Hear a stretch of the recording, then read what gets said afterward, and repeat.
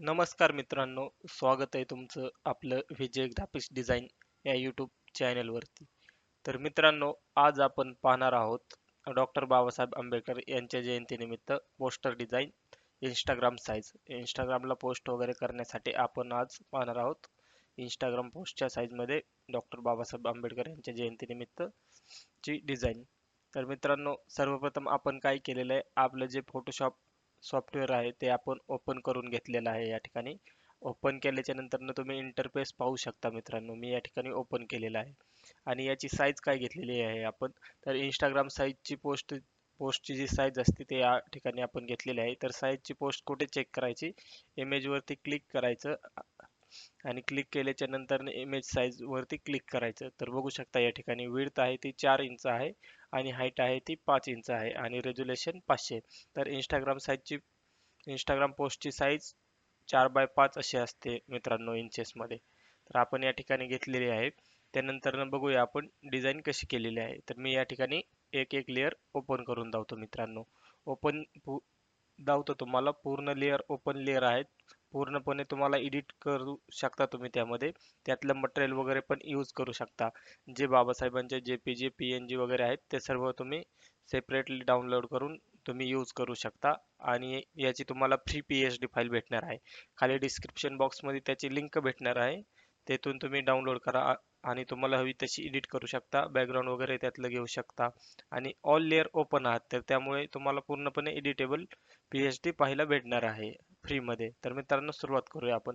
तर सर्वप्रथम काय केलेलं आहे, आपण एक डार्क थीम मध्ये बॅकग्राऊंड क्रिएट करून घेतलेला आहे मित्रांनो. तुम्ही बघू शकता एकदम डार्क मध्ये आपण बॅकग्राऊंड करून घेतला आहे. तर मित्रांनो सोशल मीडियासाठी तुम्हाला जर डिझाईन करायची असेल तर एकदम डार्क करायची. या ठिकाणी तुम्ही बघू शकता आपण एकदम डार्क टाइप मध्ये बॅकग्राऊंड करून घेतलेला आहे. नंतर ना काय केलंय आपण बॅकग्राऊंड मध्ये एक JPG ऍड केलेली आहे PNG बघू शकता.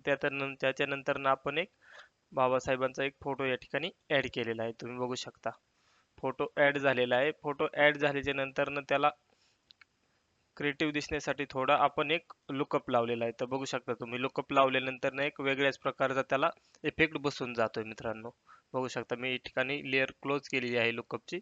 तर या ठिकाणी मी ती ओपन करतो. तर बघू शकता तुम्ही एकदम खतरनाक असा त्याला इफेक्ट बसलेला आहे मित्रांनो. त्याच्यानंतर त्याला आणखीन एक आपण दुसरा इमेज ऍड करून त्याला देखील आपण कलर लुकअप ऍड केलेला आहे. बघू शकता मित्रांनो या ठिकाणी मी ऑफ करतो.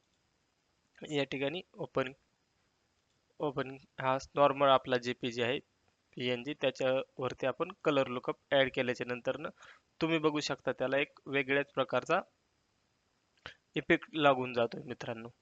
ते झाल्यानंतर आपण त्याच्या पुढचा एक इमेज ऍड केलेला आहे. तर आपण या डिझाईन मध्ये 3 फोटो ऍड केलेले आहेत. तुम्ही बघू शकता अलाइनमेंट वगैरे फोटोचे खाली वरती एकदम खतरनाक पद्धतीने आपण ऍडजस्ट करून घेतलेले आहेत फोटो. आता हा आपला सेंटरचा फोटोला देखील आपण कलर लुकअप लावलेला आहे. तर ती लेअर मी ओपन करून दावतो तुम्हाला. तर बघू शकता या ठिकाणी तुम्ही आपण याला देखील कलर लुकअप लावलेला आहे. तर आपण काय केलेलं आहे आतापर्यंत बॅकग्राऊंड ऍड केलेला आहे. त्याच्यावरती एक नॉर्मल बॅकग्राऊंड लावून त्याला ब्रश वगैरे दिलेला आहे आणि आपले जे फोटो आहेत ते ऍड करून त्याला कलर लुकअप लावलेला आहे. तर कलर लुकअप लावल्याच्या नंतर तुम्ही बघू शकता एक वेगळाच इफेक्ट फोटोंना येतो. तर फोटो त्याने खूप क्रिएटिव्ह आणि खतरनाक दिसतात मित्रांनो. हे झालं आपला फोटोचा भाग. आता आपल्याला काय मेन भाग आहे आपला टेक्स्ट. तर जयंती निमित्त आहे तर आपण या ठिकाणी टेक्स्ट घेऊया. तर या ठिकाणी मी गेलेला आहे.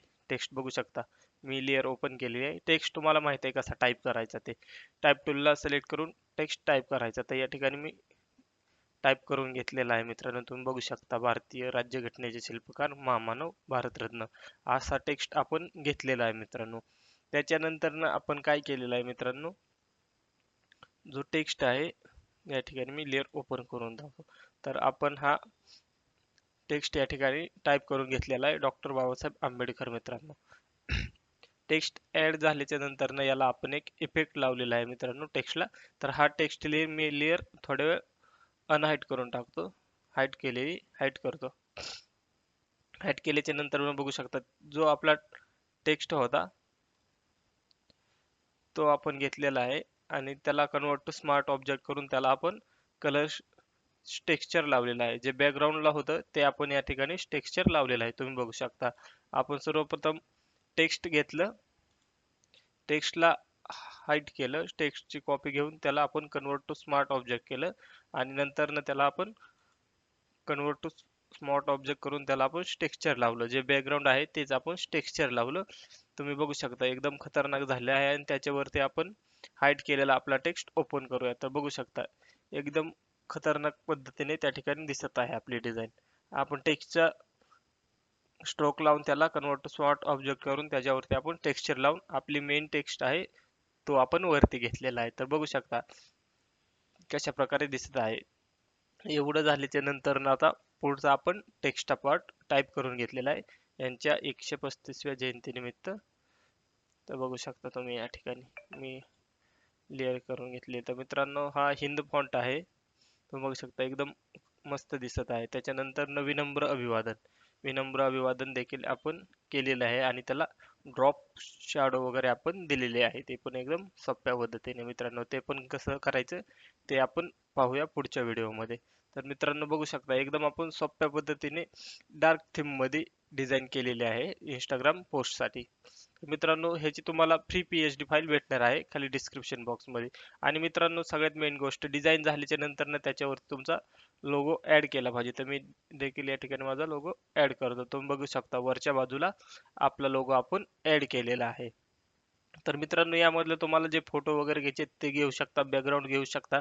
खाली डिस्क्रिप्शन बॉक्स मध्ये लिंक आहे पीएचडी, तुम्हाला फ्री पीएचडी फाईल भेटणार आहे. तर मित्रांनो डिझाईन कशी वाटली ते कमेंट करून नक्की सांगा. व्हिडिओ आवडला असेल तर व्हिडिओला लाईक करा, मित्रांमध्ये शेअर करा आणि चॅनेलला सबस्क्राईब करा.